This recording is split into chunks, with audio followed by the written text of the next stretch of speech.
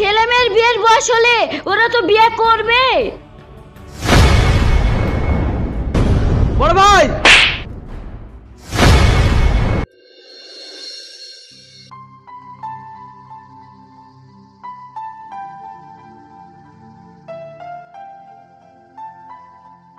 তোমরা এখানটা একটু দাঁড়াও, আমি দোকান থেকে আসছি।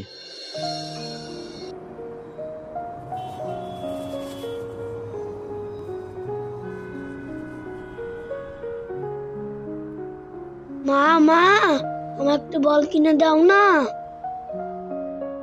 ঠিক আছে, তুই দাঁড়া, আমি এনে দিচ্ছি।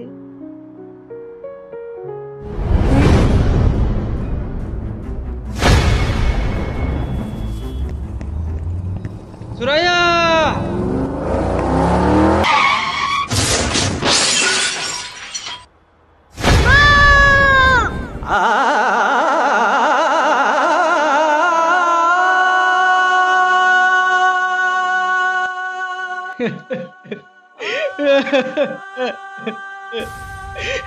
বাবা, মা, ভাবি, আমার মাকে এনে দাও। তুই কান্না করিস না, মানে তো কি হয়েছে? তোর এই ভাবি আজ থেকে তোর মা।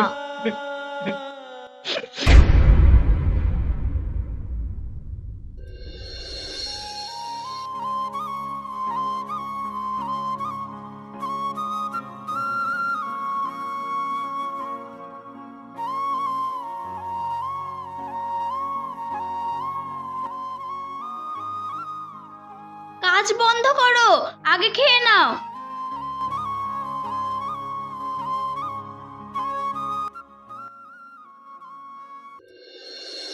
তোমাকে একটা কথা বলার ছিল। হ্যাঁ বলো। রিয়াজ তো এখন বিদেশে পড়াশোনা করছে, তো আমি ভাবছিলাম আমাদের নামে যে জমি জায়গাগুলো আছে রিয়াজের নামে লিখে দিই। ইয়া, কি বলছো তুমি? হ্যাঁ, আমি ঠিক বলছি। আমি রিয়াজের ভাবি, এখন আমিই ওর মা। আমি একটা কথা ভেবে অবাক হয়ে যাই, জানো তুই না? কি কথা বলো? রিয়াজের ভাগ্যটা কত ভালো, মায়ের মতো একটা ভাবি পেয়েছে। আমার মনে হয় পৃথিবীতে তোমার মতো ভালো মনের মেয়ে একটাও নাই। থাক, অত বেশি আর নাম করতে হবে না। বাড়ি চলে গেলাম, গিয়ে আবার রান্না করতে হবে। আচ্ছা ঠিক আছে।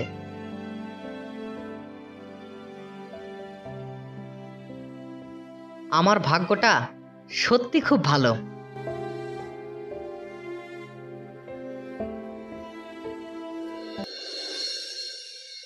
মন খারাপ করছো কেন? মোবাইলটা চলে গেছে, এখন কি করবা? আমার সোনা পাখি, কাল তোমাকে নতুন মোবাইল কিনে দেবো। আমাকে তুমি এত ভালোবাসো? যাও এখন, আমার অনেক পড়াশোনা বাকি আছে। কাল তোমাকে নতুন মোবাইল কিনে দেবো। আচ্ছা ঠিক আছে, আসি তাহলে। এবার বাড়িতে টাকার কথা বলি।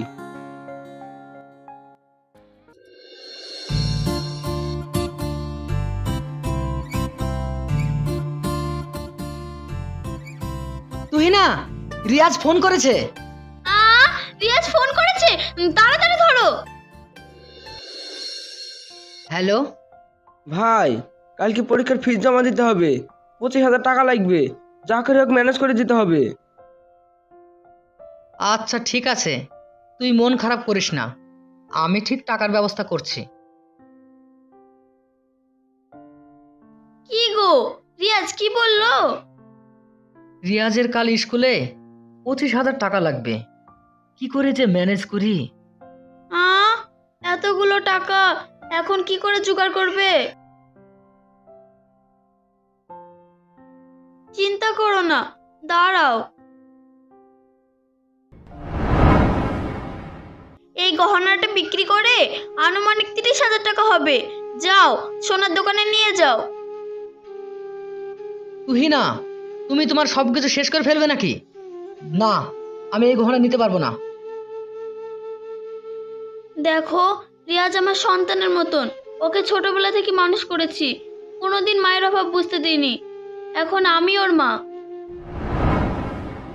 তুহিনা, তুমি তুমি তুমি আর না করো না। ওর জন্যই আমরা খেয়ে না খেয়ে ওকে পড়াশোনা করাচ্ছি। আমি ওর মায়ের মতন। একটা মায়ের কর্তব্য সন্তানকে খুশি রাখার। যাও, তুমি আর লেট করো না। আচ্ছা ঠিক আছে।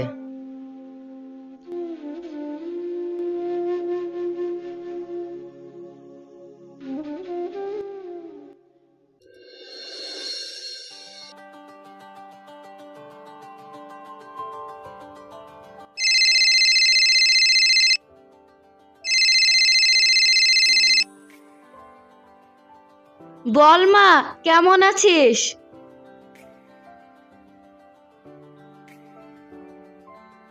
তাই রিয়াজ চাকরি পেয়েছে তো?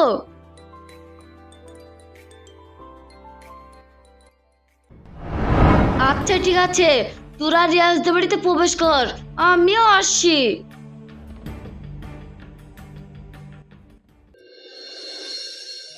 ওগো জানো, আমাদের মনের আশা পূর্ণ হয়েছে। আমাদের রিয়াজ চাকরি পেয়েছে। এত আনন্দের সময় তুমি কান্না করছো কেন? আমি কান্না করছি কই? এটা কোনো কান্না নয়, এটা হচ্ছে একটা আনন্দের কান্না। ভাই,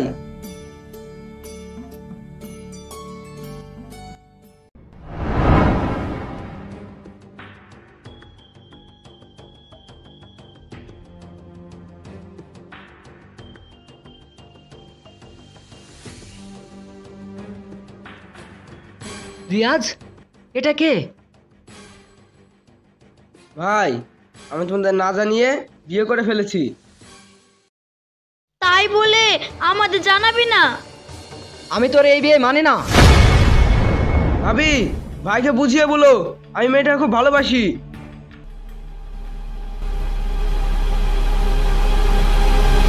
তুমি আর কিছু বলো না, মেনে নাও। ওর একটা ভুল আমরা ক্ষমা না করলে কে করবে? তুই না, তুমি ভালোবাসতে বাসতে এতটাই নিচে নামিয়ে ফেলেছে যে আমাদের না জানিয়ে বিয়ে করে ফেলছে। এটা আমি কোনোদিনই ভাবতে পারিনি। ছেলে মেয়ের বিয়ের বয়স হলে ওরা তো বিয়ে করবে।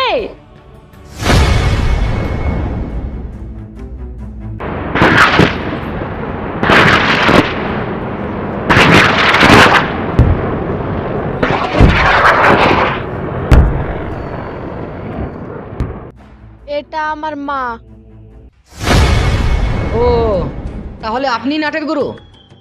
আপনি একে বলছেন জামাই বাবাজি, আমি কি এখানে অপমান হতে এসেছি? ভাই, তুমি কিন্তু সীমা ছাড়িয়ে যাচ্ছ। এই বাসায় তোমার যতটুকু অধিকার আছে আমারও ততটুকু অধিকার আছে। তা বলে আমার শাশুড়ি মাকে তুমি অপমান করতে পারো না। তুই একই বলছিস? এটা তোর বড় ভাই।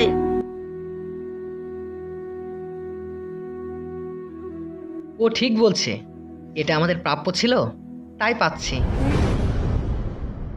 কি হলো জামাই বাবাজি, আমরা কি এখানে দাঁড়িয়ে থাকবো না ঘরে নিয়ে যাবে? চলেন মা।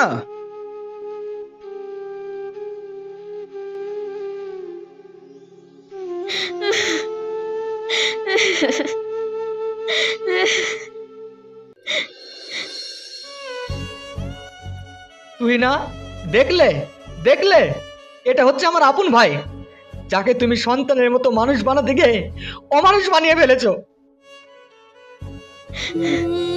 তুমি কান্না করো না, ও ছোট, আবেগের বেশে এসব করে ফেলেছে।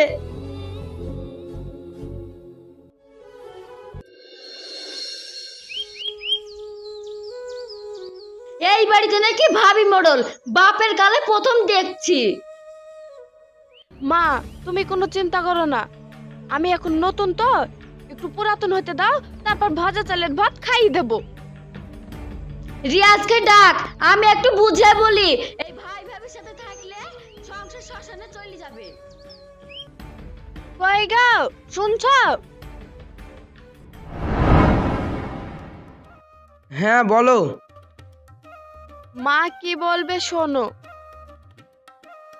হ্যাঁ বলেন মা। তো বাবা জীবন, তুমি আমার ছেলের মতন, তাই বলছিলাম কি শোনো।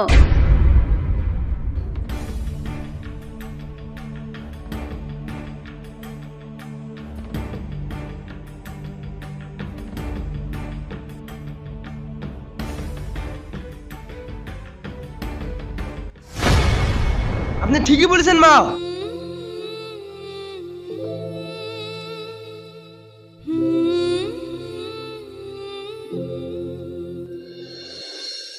তুমি যাও তাহলে। মা চলো। দাঁড়া না, একটু পরে যাচ্ছি। বড় ভাই, বড় ভাই,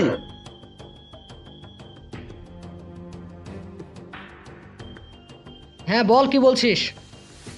তোমাদের সাথে আমি আর থাকবো না, আমাকে তাড়াতাড়ি আলাদা করে দাও। কি বলছিস তুই? আলাদা হবো বললে হওয়া যাবে নাকি? তাছাড়া জমি জায়গা যা আছে সমান ভাগে ভাগাভাগি করো। রিয়াজ, একই বলছিস তুই? হ্যাঁ, রিয়াজ ঠিক বলছে। ও আজ থেকে আলাদা করে খেতে চাই। তুমি দুধ দিয়ে এতদিন কাল সাপ পুষেছো? বড় ভাই, তোমার কানে শুনে আমার লাভ নাই। জমি জায়গা যা আছে লিখে দেবে নাকি বলো। আর একটা কথা বললে তোদের বাড়ি থেকে সবাইকে বের করে দেবো। বড় ভাই, আ